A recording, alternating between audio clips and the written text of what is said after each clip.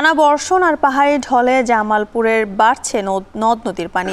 দেওয়ানগঞ্জের বাহাদুরবাদ ঘাট পয়েন্টে বিপদসীমার 28 সেন্টিমিটার উপর দিয়ে বইছে নদীর পানি।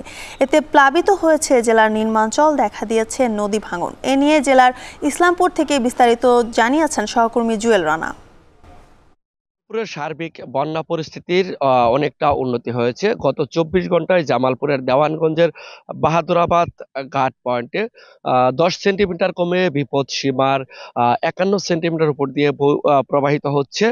অন্যদিকে জামালপুরের সরিষাবাড়ির জগন্নাথগঞ্জ ঘাটে যমুনার পানি গত 24 ঘন্টায় 12 সেন্টিমিটার কমে 91 সেন্টিমিটার উপর দিয়ে যমুনার পানি প্রবাহিত হচ্ছে। এতে করে নতুন নতুন এলাকা প্লাবিত হচ্ছে। এই মুহূর্তে জামালপুরের 7টি উপজেলার 50টি ইউনিয়নের 3 লক্ষ মানুষ পানিবন্দী হয়ে পড়েছে। বন্যা দুর্গত এলাকায় দেখা দিয়েছে বিশুদ্ধ পানি ও খাবারের সংকট।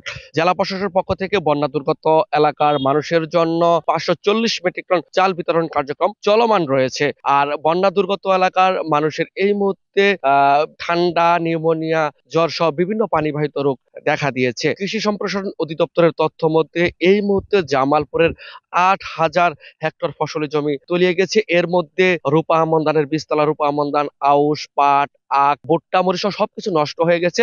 কৃষক পরবর্তী ফসল চাষ নিয়ে দুশ্চিন্তার মধ্যে রয়েছে। অন্যদিকে গোখাদ্যের সংকট দেখা দিয়েছে এবং কি বিভিন্ন ধরনের গবাদি পশুর বিভিন্ন রোগ বালাই দেখা দিয়েছে। সব মিলিয়ে বলা চলে এই মুহূর্তে বন্যা দুর্গত মানুষের দুঃখ দুর্দশার শেষ নেই। এই ছিল জামালপুর থেকে আমার কাছে বন্যা পরিস্থিতির সর্বশেষ তথ্য।